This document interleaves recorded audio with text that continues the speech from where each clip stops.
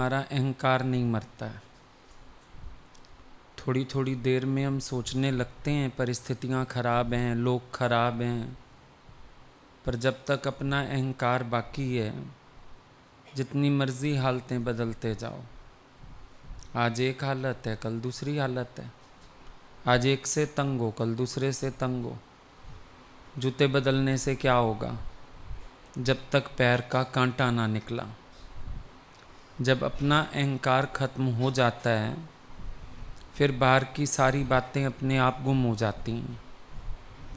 लेकिन जब तक अपना अहंकार शेष रहता है तब तक सारा शोर बना रहता है।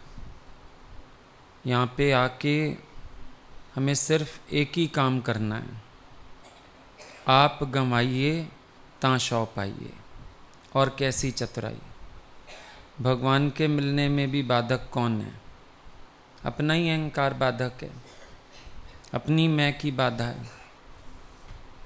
जहाँ अपनी मैं गुम करोगे वहाँ परिस्थितियाँ तौलने की ज़रूरत ही नहीं रहेगी, अपने आप में सकून आ जाएगा। ज्ञान देता है सकून, लेकिन सकून कैसे देता है? मिथ्या अहंकार को मारने के बाद। और जितना तुम खुद मिटे होंगे उतना तुम सामने वाले को भी मिटने की प्रेरणा दे सकेंगे। और जितना अपने अंदर अहंकार शेष होगा, कोई सत्संग भी सुनेगा तुमसे तो उसको भी उल्टा हाइपर होना सिखा दोगे।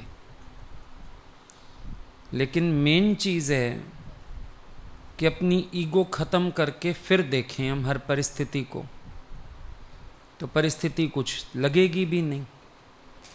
क्योंकि हालत बड़ी नहीं, व्यक्ति बुरे नहीं, हमारे ईगो प्रॉब्लम है जो हम हर चीज़ को चुन लेते हैं। इतनी बड़ी बात नहीं होती जितनी बड़ी बात हमारा मन बना देता है। अब प्रारब्ध कर्म भी तो कोई चीज़ है ना भाई। शरीर की प्रारब्ध है, शरीर का कोई हिसाब किताब है, उसका क्या करोगे? वो तो कटना ही कटना है, इसमें कोई दूसरी बात नहीं। अगर मीरा के कर्म की कोई खेती है तो उसको सास की गालियाँ खानी पड़ेंगी। भले वो अपने आप को कृष्ण के प्रेम में बेअसर जान सकती है। ये हो सकता है कि भगवान का प्रेम, भक्ति, ज्ञान, निश्चय ये एक कवच का काम कर जाएं। लेकिन प्रारब्ध अनुसार जो आना है वो तो आता ही आता है। लेकिन मन का बड़ा अजीब हिसाब किताब है, वो सारा टाइम परिस्थितियों से भागने का इंतज़ाम करता रहता है। मैं इस हालत से भागूं, मैं उस हालत से भागूं, पर भाग कर जाओगे कहाँ? जहाँ जाओगे प्रारब्ध कर्म पीछा करते हुए वहीं आ जाएंगे। आप कुछ कर नहीं सकते हो उसमें। जो जिसके प्रारब्ध का खेल बना हुआ है। कई लोग नौकरी करते हैं, तंग आ जाते हैं। हम दुखिया गए यहाँ नौकरी से, बड़ा पॉलिटिकल एटमॉस्फेयर है। हम कहते हैं फिर जहाँ जाओगे दूसरी जगह वहाँ सत्संग का एटमॉस्फेयर होगा। लोग तो इसी दुनिया के हैं। और तो और छोड़ो, कभी कभी लोग सत्संग में भी पॉलिटिकल एटमॉस्फेयर क्रिएट कर देते। कई जगह हमने ये भी देखा है। क्या कर लोगे? कहाँ तक भाग लोगे? भागना ज्ञान नहीं है, जागना ज्ञान है।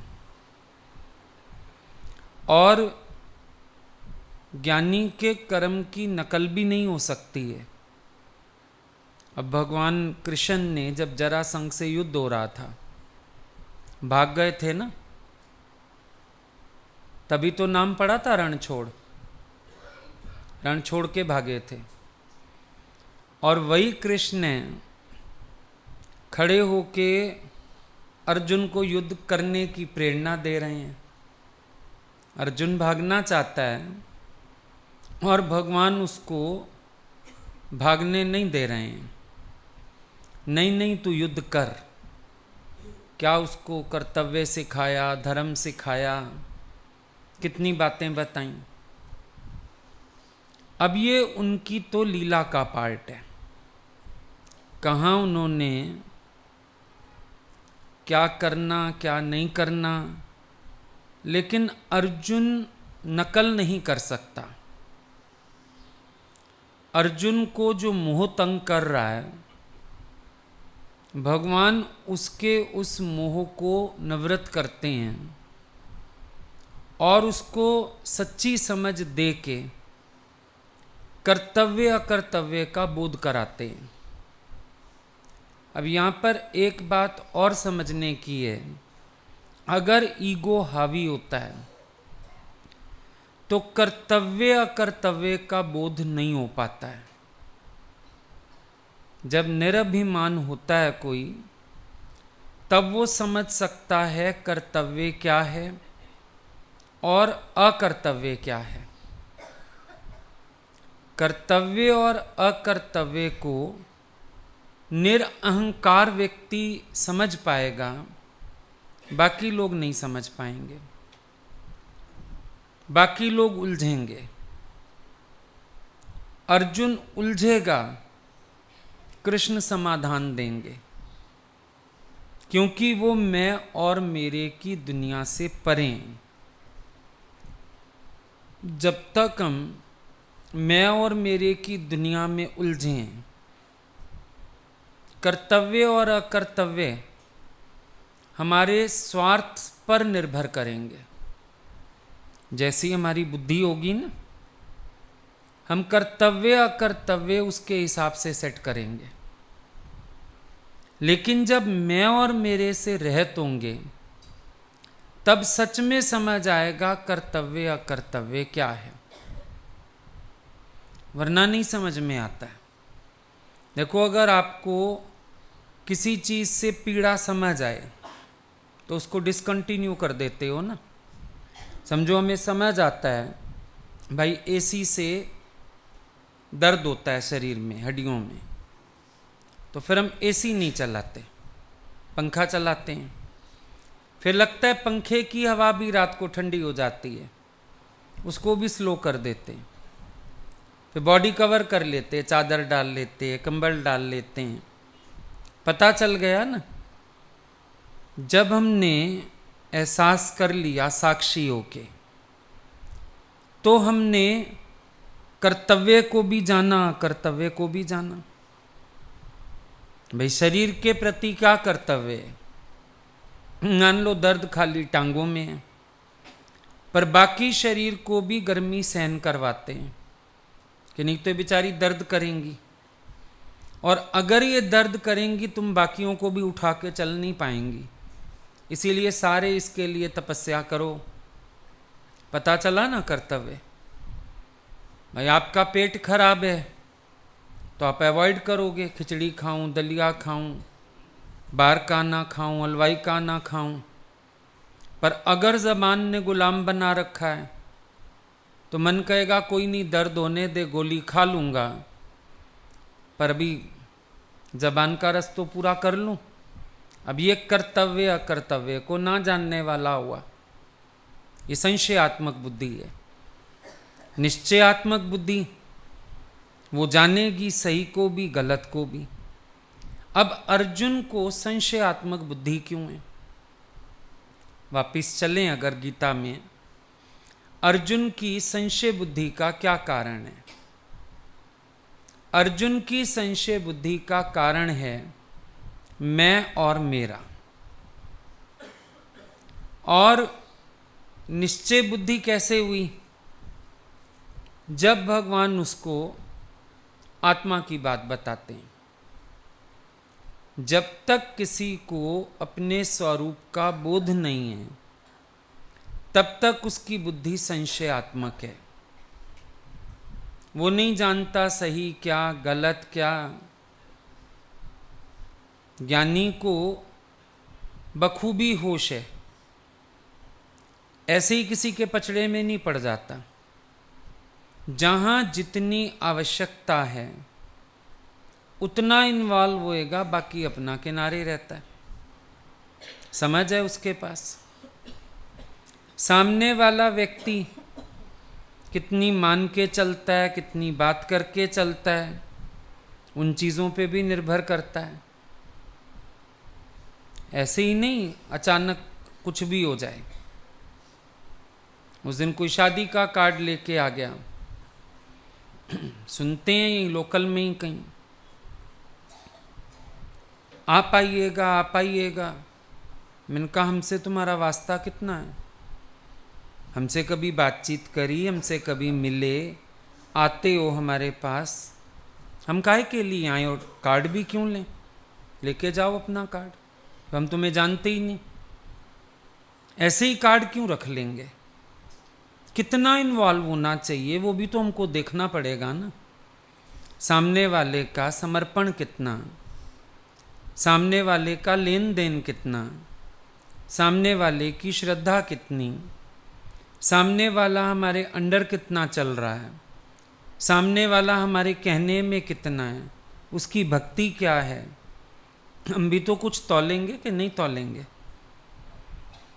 कि कार्ड आ गया बस खुश हो जाएंगे, चलो चलो हम चलते हैं शादी में। क्यों चलते हैं भाई? कोई बात भी तो समझने की होवे ना।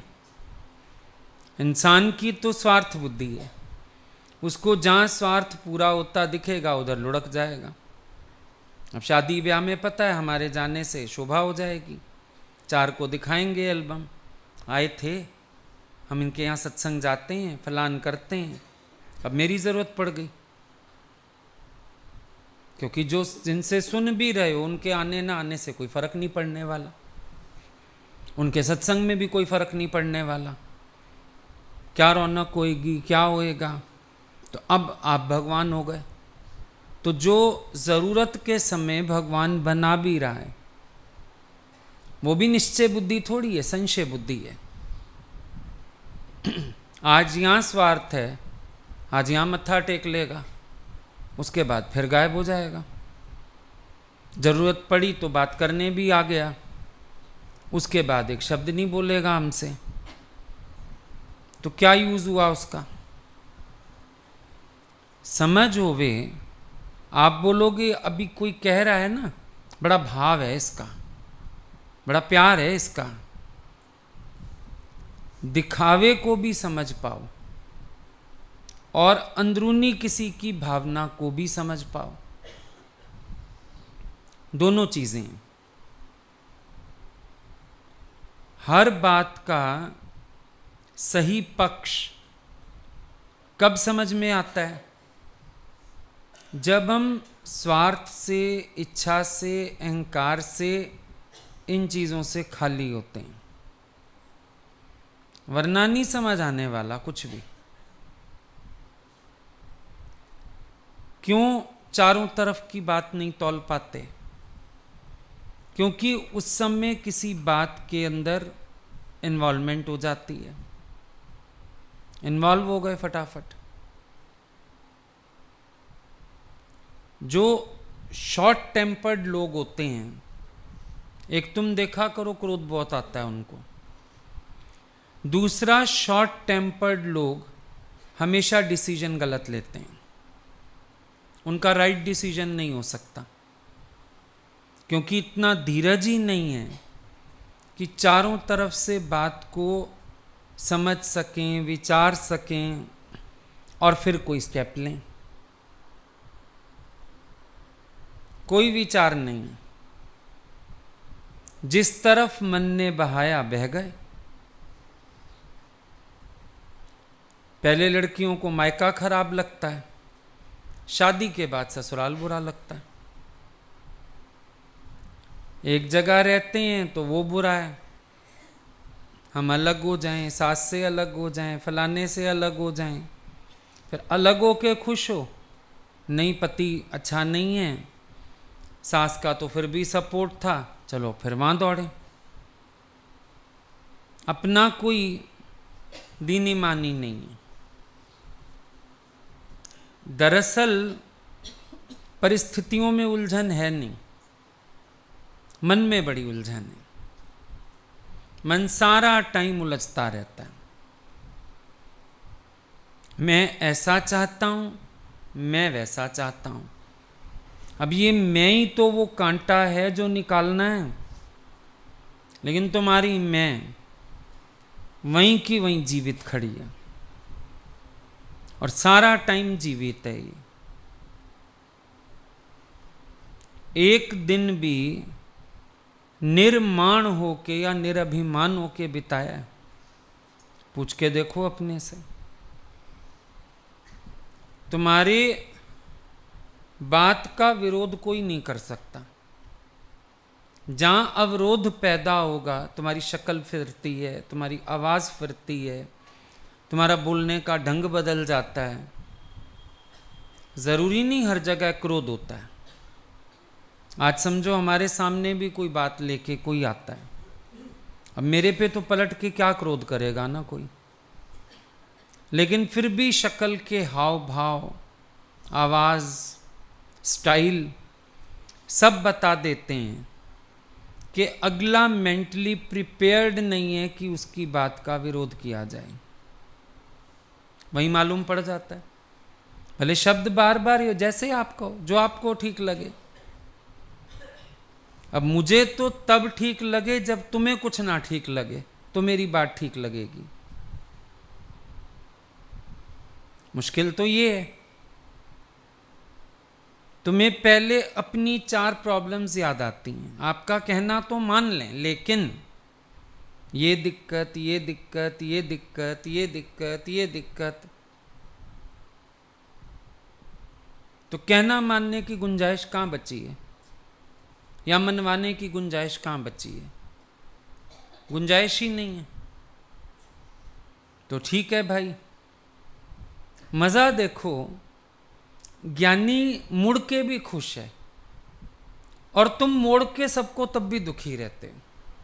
ये है ईगो प्रॉब्लम, जो मैं गवानी है ना। तुम देखना, तुम सबको झुका के, ज्ञानी को भी झुका लो, वो भी झुक जाएगा, वो झुक के भी खुश है, मस्त है फिर। लेकिन जब तुम्हारी मैं शेष रह जाती है, तुम 4 लोगों को मोड़ने के बाद भी दुखी रहते हो, खुश कहाँ हो पाते हो? चलो तुम्हारी चल गई, तुम्हारे अकॉर्डिंग हो गया, अब खुश हो जाओ, फिर भी अंदर परेशानी है। और ज्ञानी तो तुम्हारे अनुसार मुड़ के भी खुश लगा पड़ा है, रिलैक्स है। रामकृष्ण परमहंस का भतीजा था नारायण, वो भी उनके साथ रहता था और वो इतना दुखी करता था, इतना दुखी करता था। रामकृष्ण कहते थे, मैं ना अपनी परीक्षा समझ के खुश रहता हूं। भगत भी बन गया, पर रिश्तेदारी भी थी, भाव पूरा नहीं बन पाता था। बोलते थे रामकृष्ण मुंह से, बोले मेरे को नहीं पहचानता, अभी ये नहीं जानता मुझे, पर वो उसके आगे भी मुड़ के खुश रहते थे। बोला मैं सोचता हूं मेरी परीक्षा है, इसलिए मैं खुश रहता हूं, मैं रिलैक्स रहता हूं। अब इतना बड़ा ब्रह्मज्ञानी वो किसी के आगे मुड़ के भी खुश है, और वो भाई जो मोड़ता था सारा दिन फिर भी दुखी रहता था। कभी उसको किसी बात से प्रॉब्लम, कभी किसी बात से, कभी किसी बात से। ये ईगो की निशानी है। निरअहंकारिता की निशानी क्या है?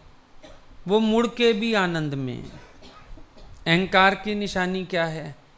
मोड़ के भी सेटिस्फाइड नहीं, फिर भी कुछ कुछ परेशानी घट रही है अंदर, कुछ कुछ उलझन हो रही है अंदर।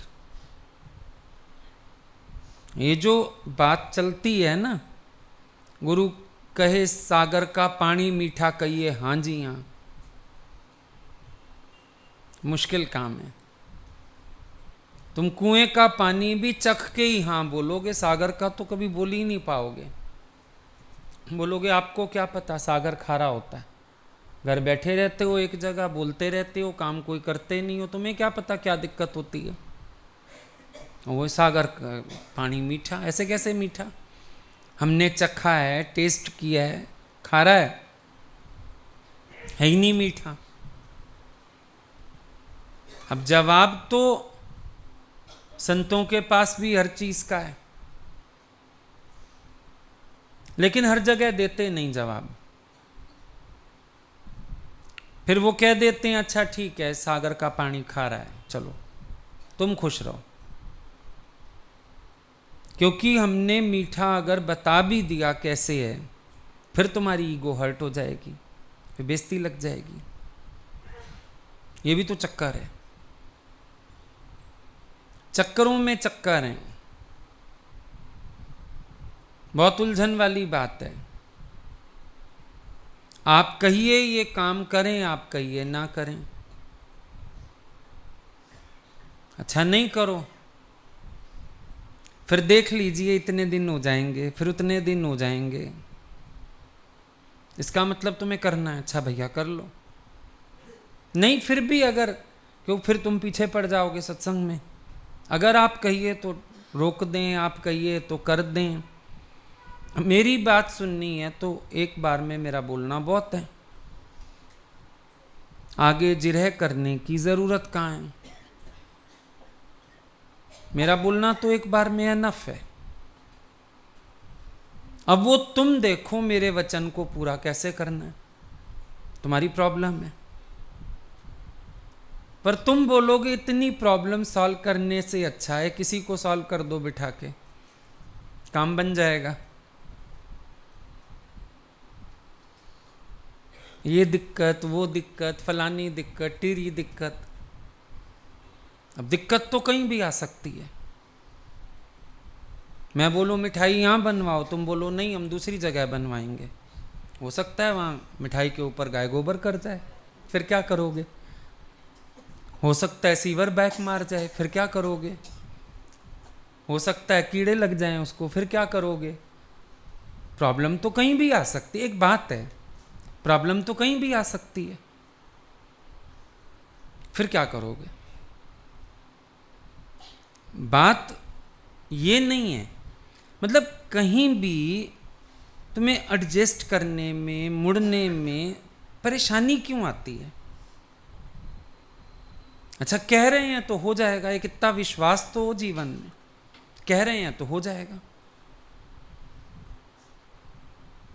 लेकिन अगर ये भी कहोगे कि अच्छा चलो आप कह रहे हो वैसे कर देते हैं, लेकिन फेस एक्सप्रेशन बताता है कि रजामंदी नहीं है, और राजी होके नहीं करोगे तो फलने वाला कोई काम नहीं है। अब ऐसे एक्सप्लेनेशन सब कर आते हैं ज्ञान की, गुरु की बड़ी अच्छी महिमा गाते हो कि जो वो कहते हैं प्रकृति बाध्य, फलाना बाध्य। प्रकृति बाध्य और तुम बाध्य नहीं हो। प्रकृति तो बाध्य है, बेचारी कहना मानती है। भाई एक बार निकले खाली, बोला इसको सूरज को बोलो जरा पर्दा कर ले, बाई चांस बादल आ गए, अनुभव बन गया सबके लिए। आपने कहा उसको घूंघट कर ले, उसने घूंघट कर लिया। सूरज भी कहना मान रहा है, कमाल हो गई। धरती भी कहना मान रही है, पाताल भी कहना मान रहा है, आकाश भी कहना मान रहा है। तो बाकी तू क्यों इंज बैठा, फिर तू भी मान। ये भी तो सोचने वाली बात है। इतना बड़ा डिस्कशन गुरु से थोड़ी होता है। गुरु से तो सिर्फ एक आज्ञा मिलती है, बस करो उसको, वैसा ही करो। हम देखते थे कई बार 4 साधन उपलब्ध होते थे, पर भगवान बोलते थे नहीं पैदल चलो। अगलों के घर समझो सत्संग के बाद कहीं जाना होता था, गाड़ी भेजी अगलों ने। अब एक गाड़ी गुरुजी के लिए आई, 2 गाड़ी एक्स्ट्रा आ गई। गाड़ियां चाहे खाली जाएं, तुम चलो रायल तक चलो, वहां से टेम्पू पकड़ो, वहां से ऐसे पहुंचो।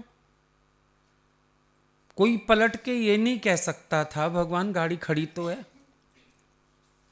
वो उनको पता गाड़ी क्यों खड़ी है, गाड़ी की टक्कर होने वाली है, गाड़ी पंक्चर होने वाली है, वो उनकी माया वो जाने। या वो अगले का एहसान नहीं लेना चाहते इतना, वॉटएवर। लेकिन कोई ये नहीं कह सकता था कि भगवान गाड़ी तो खड़ी है, गाड़ी खड़ी है या बैठी है, तुम्हारा इससे कोई मतलब नहीं, तुम्हें जो आज्ञा हो गई तुम चलो, तुम वो काम करो। जानबूझ के नानक ने अंगूठी फेंकी उसमें नाली में। बच्चों को बोलता है निकालो, हम क्यों निकालें, वो तेरा लहना है ना, उसको क्या निकालेगा। लहने को बोला नाली में हाथ मार, मेरी अंगूठी गिर गई है। उसने बगैर कुछ सोचे बांह भी ऐसे ऊपर नहीं की कुर्ते की और हाथ मार दिया, निकाल दी अंगूठी। बातें तो ये हैं समझने की कि बोला अगर ऊंची भी करता है बांह तो भी अभी वचन पूरा नहीं माना। उन्होंने ये थोड़ी कहा बांह ऊंची करके हाथ मार, उन्होंने बोला हाथ मार, मार दिया, निकाल दी अंगूठी। तो ये बीच में कौन आता है, मैं आ जाती है, I know I am right, ये सब आ जाता है बीच में। क्यों आता है पता नहीं। कभी एक आध बार स्वभाव निकले चलो मान सकते हैं, हर बात में ये मैं खड़ी है। और तुम नहीं वॉच कर पाते, हम वॉच कर लेते हैं कि तुम्हारे अकॉर्डिंग सब हो जाता है, तुम्हारे चेहरे की आभाई अलग होती है।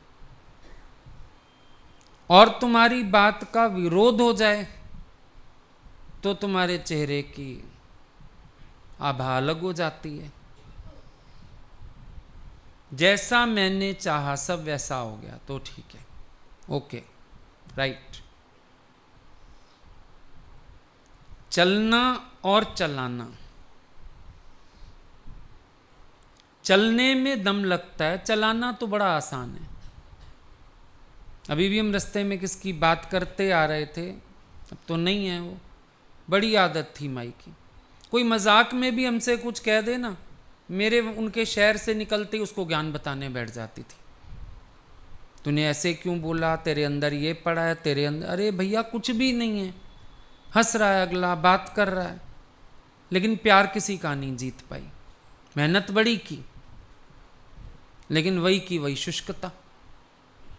अपना अहंकार दिखा नहीं, बाकी सबका अहंकार दिख गया। सिर्फ एक अपना अहंकार नहीं दिखा सारी जिंदगी। अपनी भूल पर कभी नजर नहीं गई, बाकी सबकी गलतियां पता थी। क्या हुआ, जीवन की बाजी इंसान हारता है, जीतता नहीं है। सबसे पहले मेरी अपनी मैं तो वलीन हुए, मेरी अपनी मैं तो गुम होए। आपा मेट जीवत मरे। इंसान का स्वभाव है जहां तक डंडा मार के छोड़ा हो ना, वहां तक चलता है। 4 दिन में पीछे पड़ जाऊं तो फिर लिखना, पढ़ना, मेहनत करना, अभ्यास करना सब याद रह जाएगा। फिर 4 दिन हम छोड़ देते हैं, फिर क्या हाल चाल है, कुछ नहीं, और फिर मौज मस्ती का जीवन चल रहा है।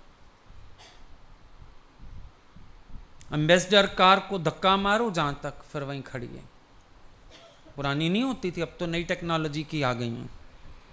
पुरानी एम्बेसडर होती खास तौर पे सर्दियों में, मोहल्ले के 4 लोग इकट्ठे किए, धक्का लगवा दो। लगाया धक्का, 1 किलोमीटर 1.5 किलोमीटर उतरी, वहीं फिर खड़ी। अरे अब आगे तो चल ना, फिर धक्का मारो, मैं तो यहीं खड़ी हूं, नहीं तो अब वापस भी ले जाना है उसको तो फिर किलोमीटर धक्का लगाएं 4 लोग तो वापस घर आएगी वो, नहीं तो वहीं खड़ी है वो ऐंठ के, मैं तो यहीं खड़ी हूं जी, ले चलना है तो ले चलो, नहीं खड़ी हूं। तुम्हारी प्रकृति वो एम्बेसडर कार जैसी है, फिर कहीं ना कहीं अड़ जाते हो, फिर कहीं अपने मन के अकॉर्डिंग कुछ नहीं होता, फिर मूड बिगड़ जाती है।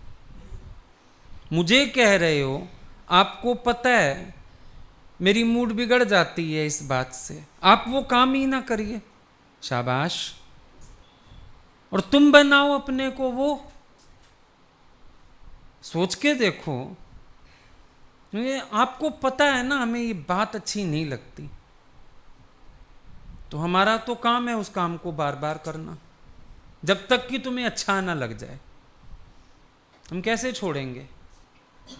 तो कोशिश करेंगे कि रोज रोज वो काम हो ताकि तुम्हारा मन पसंद नापसंद से ऊपर उठ जाए। पर मन कहेगा जब आप जानते हैं मुझे ये बात बुरी लगती है, आप उस बात को ही खत्म कर दीजिए। एक आप ही तो हमें समझते हैं। अब मैं क्या समझूं, ये चापलूसी है या मेरी महिमा है? क्या समझूं इसको? अगर मेरी महिमा है तो फिर तुम विश्वास रखो, हम तुम्हें समझते हैं, तुम मुड़ते आओ हमारे साथ, और अदरवाइज तो फिर बटरिंग हो गई ना, कि मैं कहना मान लूं तुम्हारा, क्योंकि मैं तुमको समझता हूं, तुम्हारे मन को शय दे दूं। क्यों भाई?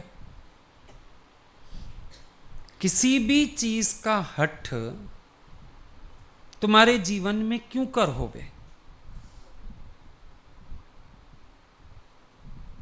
क्या ये आज तो किसी बात से मूड बिगड़ेगा, कल ये राग द्वेष बनेंगे? Balance your self. आज सिर्फ इतना होगा कि हमको मूड खराब हो गई इस बात से, लेकिन जब इसका रूप बिगड़ेगा तो ये राग द्वेष बनेगा। हो सकता है कहीं ना कहीं जो प्यार है गुरु से, उसमें भी ये बाधा बनने लगे। एतबार, पूरा एतबार अपने अंदर होवे, मैं भगवान का, भगवान मेरे। उलझन किसी बात से नहीं होनी चाहिए, क्योंकि पता नहीं किसको देता है कब किस बहाने। बड़े ही रूप तेरे, बड़े ही नाम तेरे, निराले रंग तेरे, अनोखे धाम तेरे। तुम्हारी क्या है माया, कोई ना जान पाया। उस स्तर को हमेशा छू के रखो। अपना प्यार, अपनी भक्ति, अपनी सेवा, अपना उत्साह सब चरम पे रखो, नो डाउट। पर कभी कहीं कुछ मन के विपरीत हो जाए तो फिर उसका रूप ये नहीं होना चाहिए। आफान होने का स्वभाव नहीं बनाओ। जो खुद को मिलता है वो इतना ज्यादा है, इतना ज्यादा है कि मैं उसी में खुश हो जाऊं। बाकी कुछ उलझने की कहीं बात नहीं। लेकिन कौन आता है बीच में उलझाने? फिर मैं आती है, फिर पॉजिटिवनेस आती है, फिर उलझन आती है। और उलझन हमेशा इंसान को परेशान करती है। इसीलिए उलझना किसी बात से नहीं, कभी भी। हर बात को रिलैक्स होकर के लो, इट्स ओके। इसमें भी कोई राज है, इसमें भी कोई भलाई है, ये भी मेरे हित के लिए है, मेरा नहीं तो किसी का तो हित है ही। ऐसे करके अपने मन को मोड़ते हुए चलना। मन मोड़िंदोआ हथ जोड़ींदो आ सतगुरु जे दरबार में। गुरु की दरबार में आओ मन मोड़ के हाथ जोड़ के। मन मारण की औषधि सतगुरु देत बताए। गुरु औषधि बता देता है मन मारने की, लेकिन मारा मन को। अब थल्ला बनाओ थल्ला बिगाड़ो, सुना बहुत बार है। बार के थल्ले को गोली मारो। सिर्फ एक अपने मन में देखना, कुछ तुमने प्लान कर लिया और तुम्हें कहीं उस प्लान के विपरीत जाओ, इतना भी थल्ला बनाया बिगाड़ा नहीं जाता। विचार बदलने में बड़ी मेहनत लग जाती है, बदला ही नहीं जाता वो विचार। मुझे ये ठीक लग रहा है, मुझे ऐसे ठीक लग रहा है। सोच के देखो, एक विचार का थल्ला तुमने बना लिया, तेरे अंदर वाले ने पक्का कर लिया ये काम मुझे ऐसे ही करना है। अभी हम तुमको बोले हॉल की सफाई करनी है, एक जने को बड़ा बना दिया, भाई तुम करवा लो सफाई। अब उसने माइंड मेकअप कर लिया, पहले टाइलें साफ कराएंगे, बाद में कारपेट पे झाड़ू लगवाएंगे। और हम उसको बोलते हैं नहीं, पहले कारपेट साफ करा, बाद में टाइलें साफ कराइयो। अरे नहीं, फिर लोग आए जाएंगे, फिर पैर आएंगे, फिर गंदा हो जाएगा, पहले टाइलें हो जाएं। कितना सारा बहस करेगा, क्यों? वो थल्ला बन गया एक अंदर। बाहर के थल्ले की टेंशन नहीं।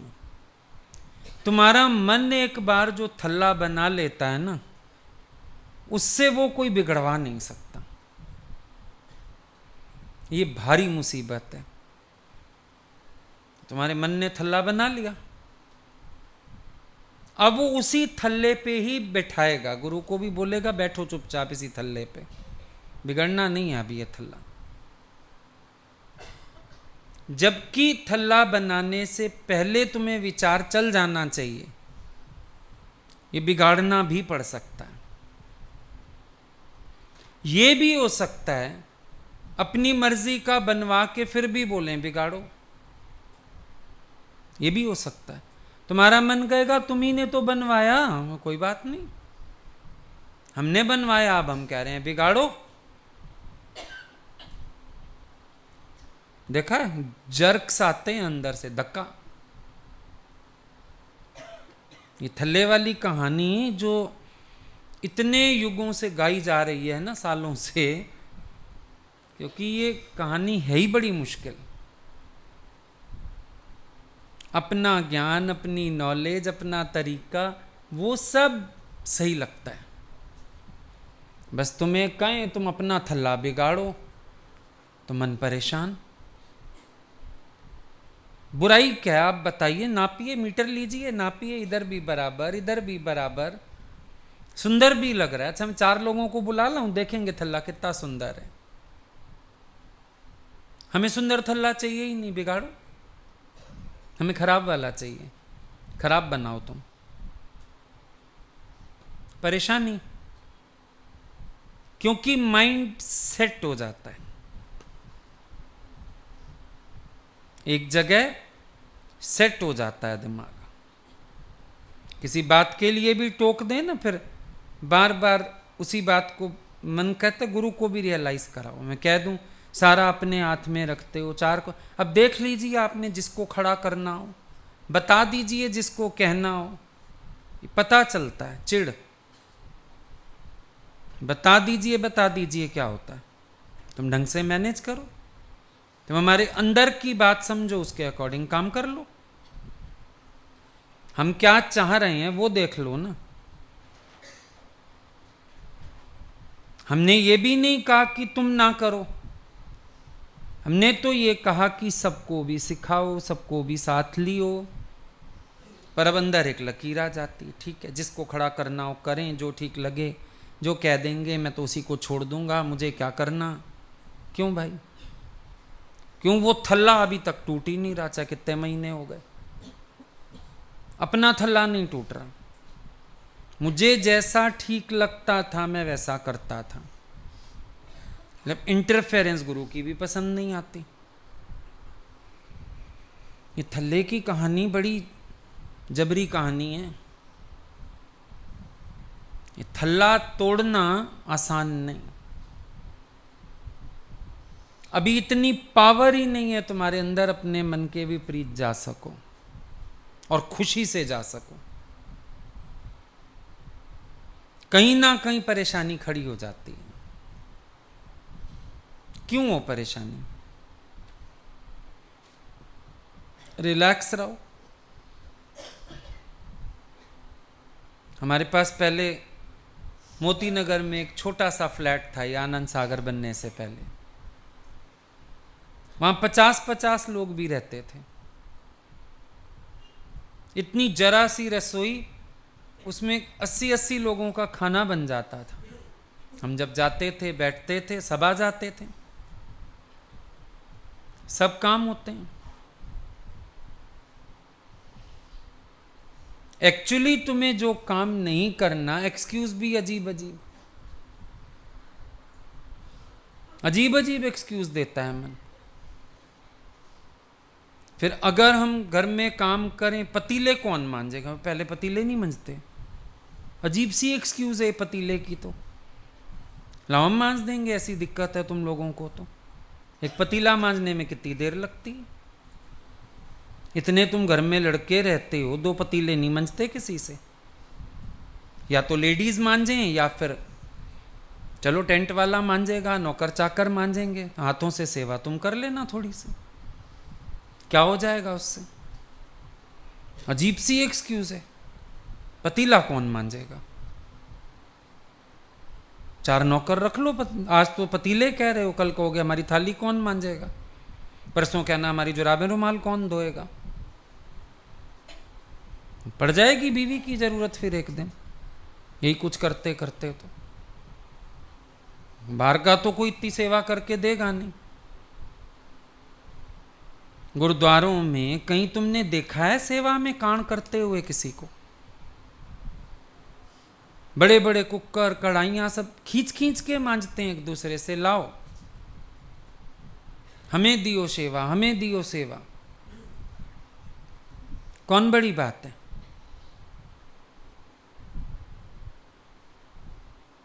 ये तो मजबूरियां हैं। बाहर प्रसाद करने पड़ते हैं, खिलाने पड़ते हैं। नहीं, प्रसाद तो घर का, जहां रोज सुमरन होता है, जहां रोज सत्संग होता है, जहां रोज बैठते हैं, प्रसाद तो वही महिमा है। ये तो मजबूरियां हैं, बाहर तो करना पड़ता है जो। लेकिन जितना हो सके हम अपना वाइब्रेशन समेटे हैं ना यहाँ के भी, ज़्यादा अच्छी बात है। लेकिन वो थल्ला जो बन जाता है ना एक बार, वो नहीं टूटता। मेरे पास तो जवाब हर बात का होता है, पर फिर तुम्हारे स्वभाव को मद्देनजर रखते हुए मुझे लगता है अब इस बात को यहीं स्टॉप कर देना चाहिए। रिप्लाई तो हर चीज़ का है मेरे पास, किस चीज़ का जवाब नहीं है। ये चीज़ यहाँ नहीं सूखेगी, वो वहाँ नहीं सूखेगी। भगवान ने इतना बड़ा हॉल दिया हमें, करो काम। थोड़ी लेबर ही तो है, सेवा ही तो है, तो अच्छा है हाथ पैर थोड़ी सेवा कर लेंगे, क्या हो जाएगा? कितना फर्क पड़ जाएगा। लेकिन थल्ला है वो असल में। तो तुम कहते हैं भगवान की द्वारिका समुद्र में डूबी, भगवान आनंद में थे। तो अगर तुम्हारा एक थल्ला मैं डुबो दूं पानी में, तुम आनंद में क्यों नहीं रहते? तैयारी तो इतनी बड़ी कर रहे हो। द्वारिका, अब द्वारिका तो तुम्हारी है भी नहीं, तुम तो अपने घरों से भी निकल आए। द्वारिका तो कहाँ मिलेगी अब तुम्हें? लेकिन यही जो तुम्हारे मन की द्वारिका है ना, इसको गुरु बार बार डुबोता है। इसमें कौन है? तेरी वृत्तियों रूपी स्त्रियां रहती हैं सारी। महल बना हुआ है तेरा अंदर अपना, उसके राजा तुम हो, और तेरी वृत्तियां वो तेरी रानियां हैं, तेरा दिल बहलाने के लिए, तेरी सेवा के लिए। लेकिन तुझे भी मारना है, तीर तो तेरे पैर में भी मारना है, और द्वारिका भी डुबोनी है। अब जब गुरु द्वारिका डुबोता है तो तुम परेशान। वैसे कहते हो भगवान को, जो गोपियों से रास करते हुए आनंद, द्वारिका के डूबते हुए भी वही आनंद। तो हम भी तो देखें तुम्हारी द्वारिका डुबाएं और आनंद तो देखें चेहरे पर, मुस्कुराहट तो देखें चेहरे पर, कि भगवान भले कर डुबो द्वारिका, मुझे चाहिए क्या ये। द्वारिका क्या था? भगवान का राज। तेरी द्वारिका तेरे अंदर बसती है।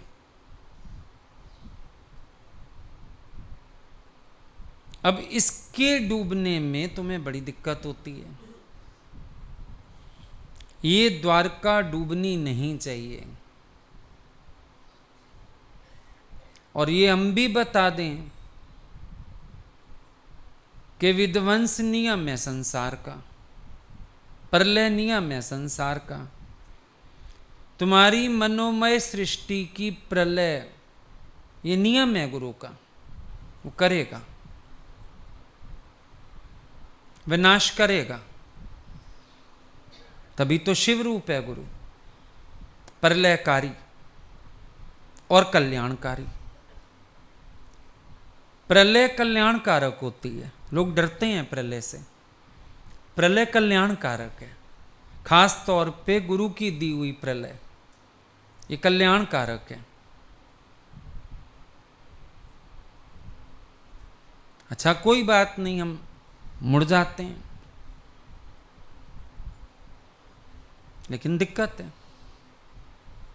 और अगर मुड़ोगे तो फिर सोचोगे अनकंस, ठीक है मुझे क्या फर्क पड़ता है, देख लेना, बता देना जब फलाना काम करना हो, फिर बिल्कुल ऐसे हो जाओगे। तो चिढ़ तो समझ आ रही है ना तुम्हारे अंदर की, कि तुम चिढ़ रहे हो। चिढ़ क्यों होवे? मुड़ने में भी चिढ़ क्यों होवे? मुड़ो तो इतनी प्रसन्नता से। और पता है वो प्रसन्नता कब आती है? आज हम तुम्हें रास की बात बताएं। ये सिचुएशंस हम लोगों के सामने भी आती थी, पर एक बार एक विचार आया कि आज इसमें हम भी नई लीला देखेंगे। उस दिन के बाद से काम बन गया। ये जो कह रहे हैं ना कुछ, अब इसमें कुछ ये लीला दिखाने वाले हैं, चलो भैया तैयार हो जाओ, आज नई लीला देखेंगे। फिर कभी प्रसन्नता गुम नहीं हुई, फिर लगता था बिल्कुल सही, क्योंकि ये तो पक्का पता था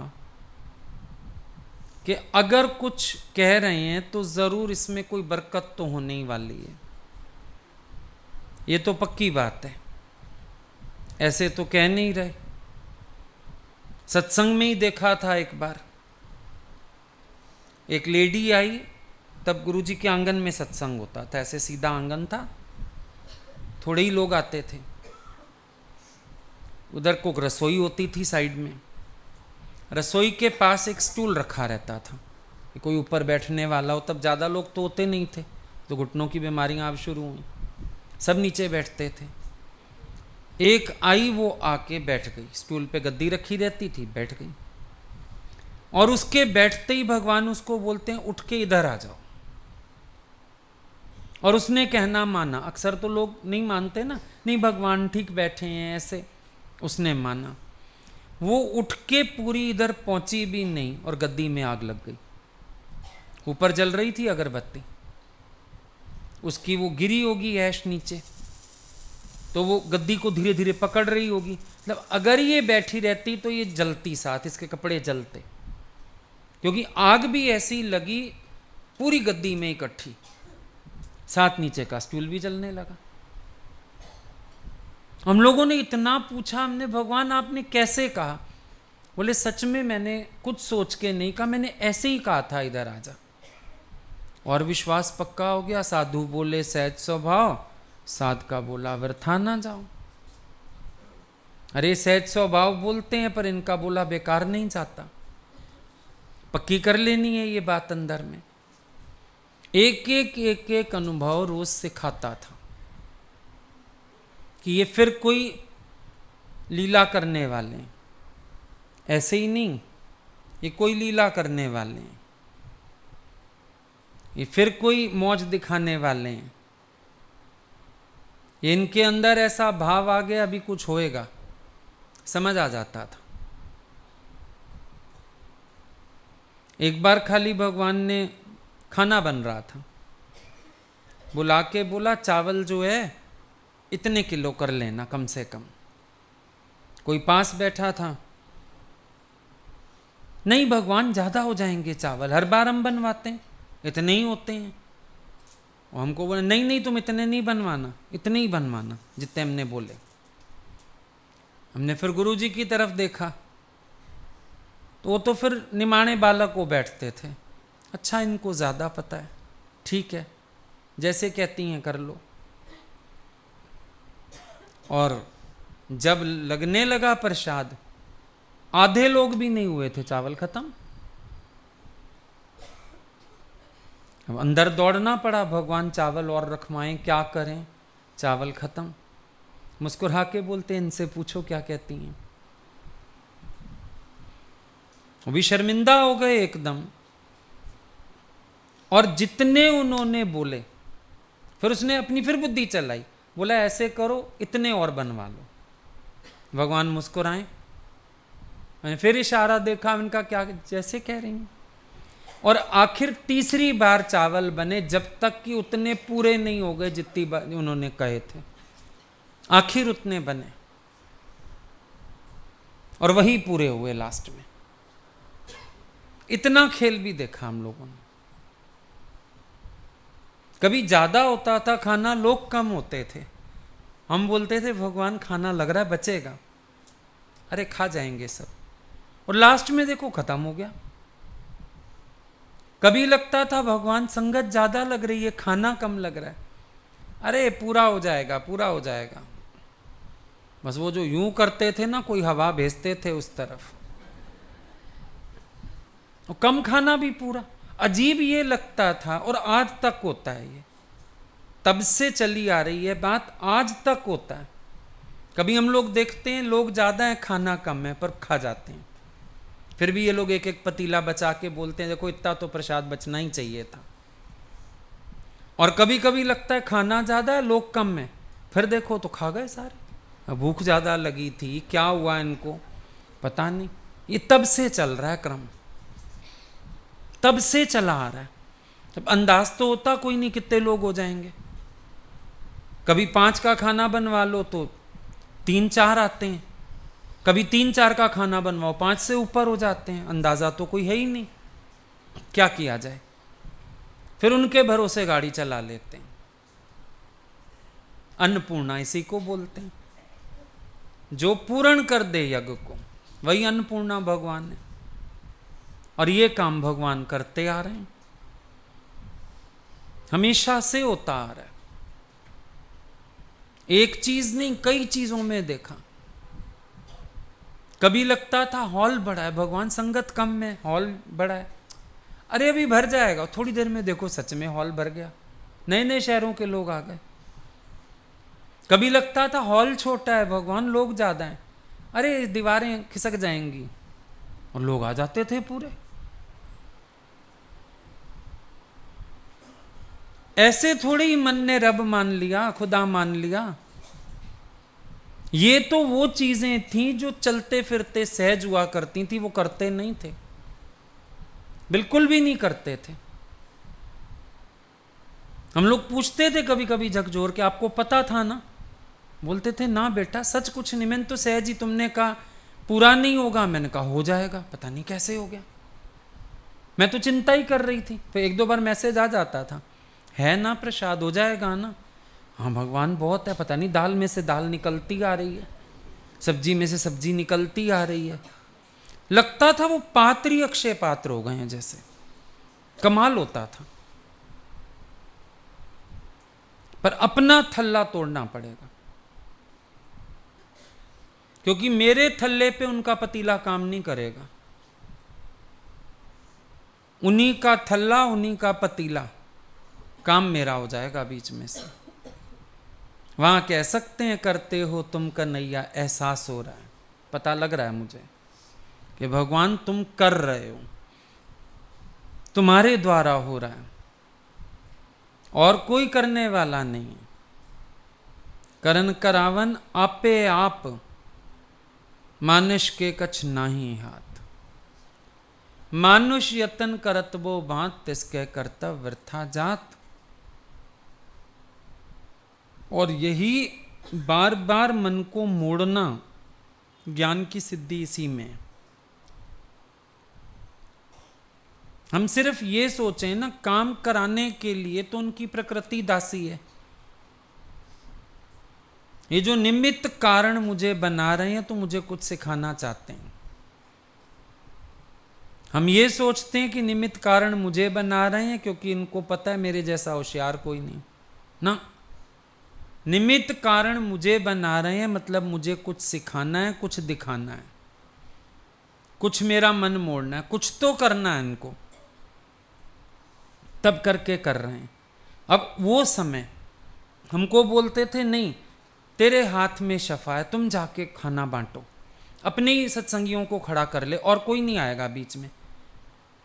अब हो सकता है सोचा हो हमने कि इनको हमारे काम पे बड़ा विश्वास है, पर किसे पता था इतने बड़े बड़े काम हमें आगे जाके करने हैं, तो सिखा रहे हैं, चीज़ों को पूरा करना सिखाया, अंदाज लगाने सिखाए।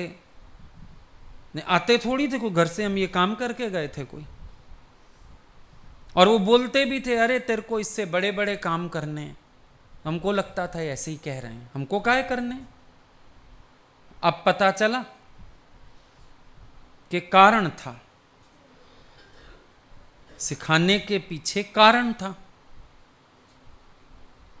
चीज़ों को संभालना, नुकसान ना होने देना, वरतना, एक एक चीज़ सिखाई बैठ के।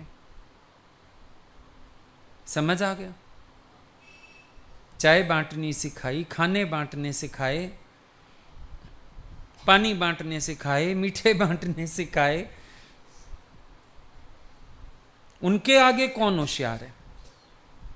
और इतने बच्चे आगे और बैठे थे, जब लड़कियों को हर चीज़ में ट्रेंड किया, इसमें भी कर सकते थे, जरूरत ही क्या पड़ती हम लोगों की। पर वही बात है ना, पता नहीं किससे क्या कराना है उन्होंने और क्या सिखाना है। ये बात हमेशा दिमाग में रहनी चाहिए कि मुझे कुछ सिखाना चाहते होंगे, मुझे कुछ दिखाना चाहते होंगे। ये हमेशा रहे दिमाग में बात। और एक बार अपनी छोड़ के उनके अकॉर्डिंग करके देखो, और कई बार अनुभव किया भी होगा, उनके अकॉर्डिंग ज्यादा अच्छा होता है। और ये फिर बुद्धि है ना बीच में, वो कौआ ठुंगा मार के जाता है। दिक्कत ये है। पर थल्ला तोड़ने में जरा भी देर नहीं करनी चाहिए। कोई बात नहीं, करके देखते हैं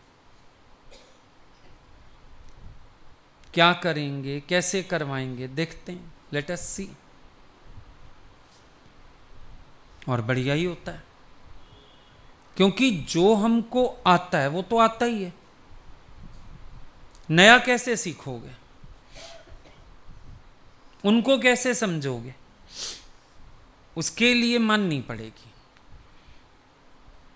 जो आता है वो तो आता ही है, उसको एक किनारे रखो, नया लो, नया सीखो, समझने की कोशिश करो।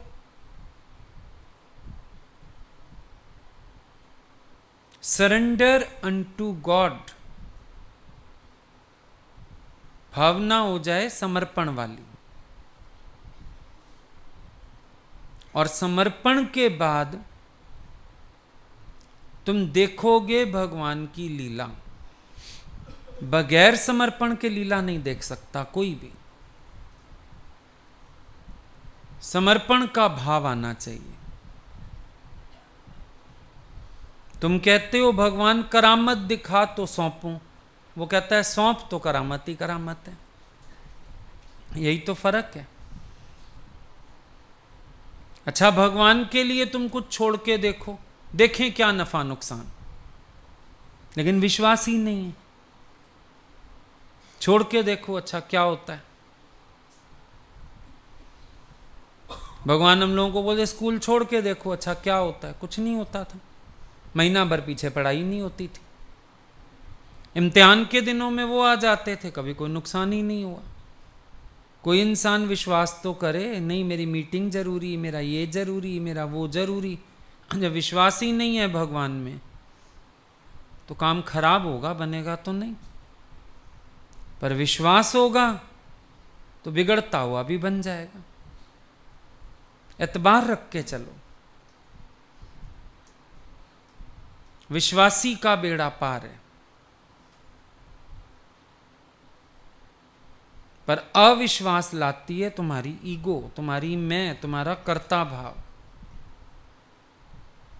इसीलिए इस मैं के कांटे को निकालो, चप्पलें मत बदलो। लोग बुरे नहीं, हालतें बुरी नहीं, अहंकार गवा के देखो, हर हालत में फिट हो। ठीक।